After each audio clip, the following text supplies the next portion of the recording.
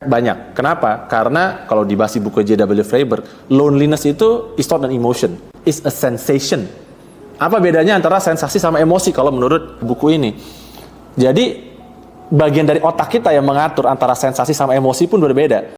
Nah, kalau makanya ini ada buku nih, ini juga menarik nih, judulnya Shift, ini baru tahun 2025 nih keluar, Ethan Kross ya, Managing Your Emotions So They Don't Manage You. Perbedaan terbesar dari sensasi dan emosi adalah emosi itu adalah sesuatu yang masih bisa dikontrol. Nah, ini dikonfirm baik di buku Shift ini maupun di buku dari J.W. Freiberg tadi. Tapi sensasi, perasaan kita sendiri, perasaan detach itu nggak bisa dikontrol. Begitu itu muncul, you will need help.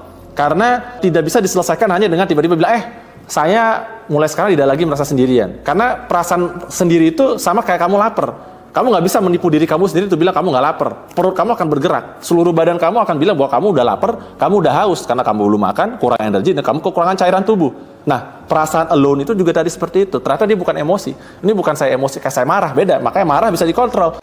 But when you feel alone, you cannot control it. Dan itu kemudian timbul ya kan. Kenapa? Karena interaksi tadi ini, interaksi dengan sosial media dan lain sebagainya, atau interaksi hanya melalui elektron dan lain sebagainya, memang tidak membantu gitu ya. Nah, ini ada satu lagi buku yang menarik juga, yang kemudian ini tahun 2014 hanya, The End of Absence ya kan, Reclaiming What We've Lost in a World of Constant Connection.